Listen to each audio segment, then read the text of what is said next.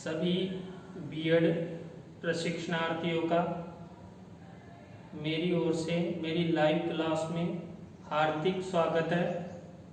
आपको मेरे वीडियो अच्छे लग रहे होंगे तो कमेंट्स बॉक्स में ज़रूर बताएं। देखिए, आपकी जो थर्ड यूनिट थी उसके अंतर्गत जो आज हमारा टॉपिक रहेगा अभिभावक अध्यापक सहयोग। जो विशेष आवश्यकताओं वाले बालक हैं उनके अभिभावक अध्यापक सहयोग से क्या क्या लाभ होता है, इसके बारे में इस वीडियो में हम अध्ययन करेंगे। तो देखिए, अभिभावक अध्यापक सहयोग से जो विशेष आवश्यकताओं वाले बालक होते हैं उन्हें खूब लाभ मिलता है और उस लाभ के द्वारा वो अपना फ्यूचर निर्माण करते हैं। अगर फ्यूचर निर्माण अच्छा होगा तो वो अपना जीवन भी अच्छा जिएंगे। तो देखिए, अभिभावक अध्यापक सहयोग के लाभ के अंतर्गत हमारा उनको पहला लाभ कौन सा मिलता है? बालकों में आत्मविश्वास की जागृति।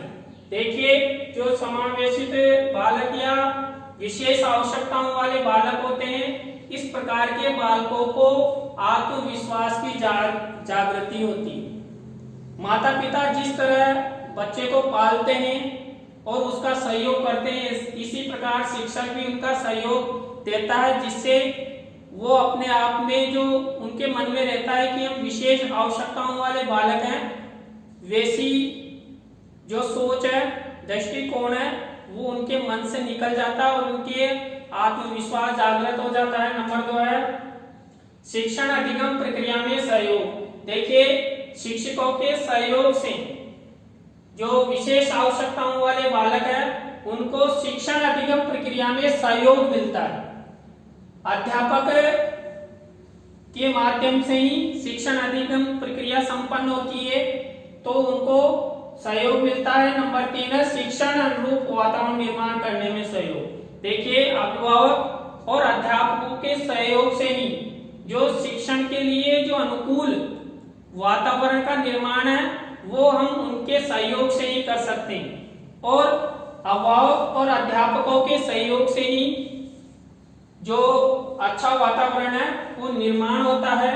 नेक्स्ट है अनुशासन प्रक्रिया में सहयोग। देखिए, जो विशेष आवश्यकताओं वाले बालक होते हैं उनमें अनुशासन बनाने में अभिभावक और अध्यापकों का सहयोग होता है। घर पर अभिभावक उसका अनुशासन बनाए रखते हैं और विद्यालय में शिक्षक। इसके बाद है व्यक्तित्व निर्माण में सहयोग। देखिए, चाहे विद्यार्थी सामान्य हो या विशेष आवश्यकताओं वाला, जीवन में उनका व्यक्तित्व बनना जरूरी है। अच्छे व्यक्तित्व से अच्छा व्यवहार उत्पन्न होता है। अच्छा व्यवहार होने से उसके साथी बनते हैं, उसके सहयोगी बनते हैं। तो अभिभावक और अध्यापकों के सहयोग से जो विशेष आवश्यकताओं वाले बालक होते हैं उनके व्यक्तित्व के निर्माण में सहयोग मिलता है।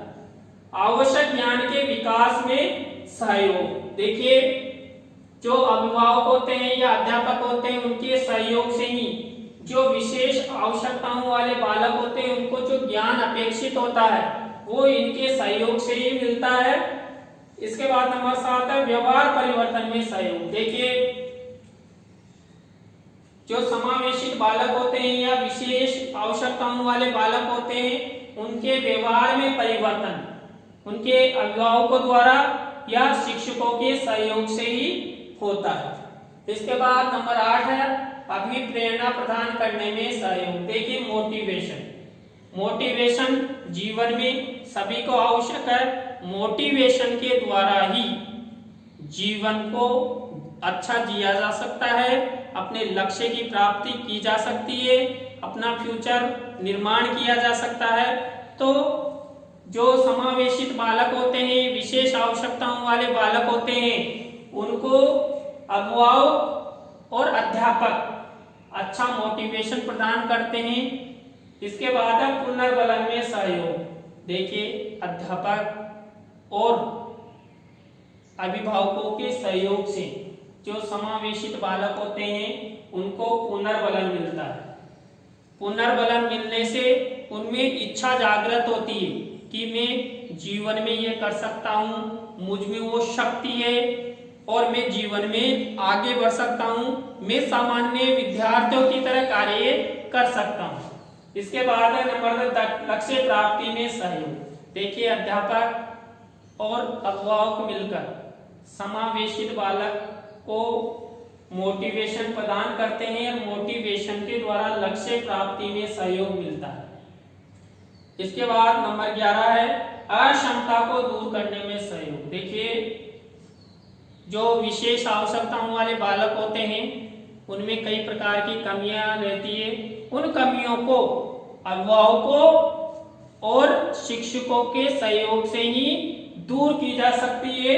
इसलिए जो समावेशित बालक होते हैं उनकी अक्षमताओं को दूर करने में अभिभावक और शिक्षकों का बड़ा योगदान होता है। अच्छा व्यक्तित्व पूर्ण जीवन जीने में सहयोग। देखिए, कौन नहीं चाहता कि वो जीवन में अच्छा जीवन जिए, सब चाहते हैं, चाहे सामान्य स्टूडेंट हो या अक्षमता वाला हो या समावेशित बालक हो या विशेष आवश्यकताओं वाला बालक हो, तो सब अच्छा जीवन जीने की सोचते हैं। तो जो इस प्रकार के विद्यार्थी होते हैं उनको अच्छा व्यक्तित्वपूर्ण जीवन जीने में सहयोग अध्यापकों और अभिभावकों के द्वारा ही मिलता है।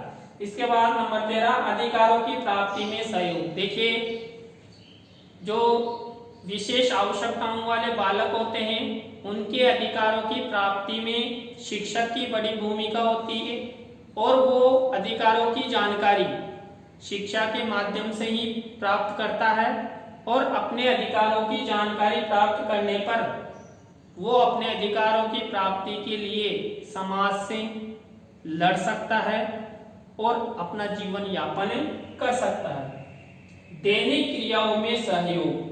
देखिए, जो विशेष आवश्यकताओं वाले जो बालक होते हैं, विशेष बालक होते हैं, उनमें कुछ न कुछ कमियां रहती है जिसके कारण वो अपनी दैनिक क्रियाओं को यथास्थिति पूरा नहीं कर पाते।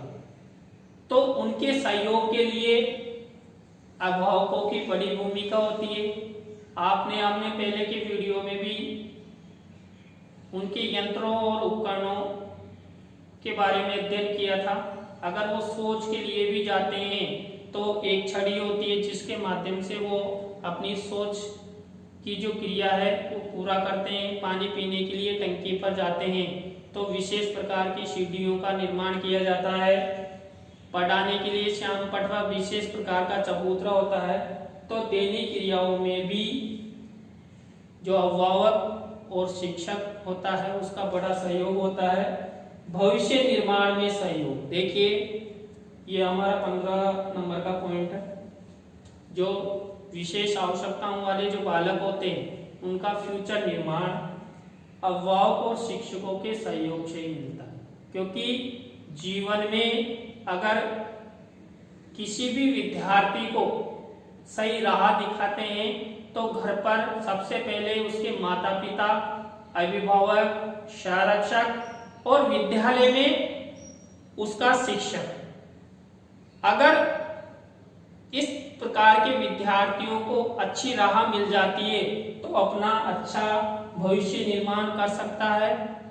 तो देखिए, ये आपका जो टॉपिक था अभिभावक अध्यापक सहयोग, इसमें जो विशेष आवश्यकताओं वाले बालक हैं की शिक्षा में अभिभावक अध्यापक सहयोग के लाभ, ये 15 पॉइंट थे।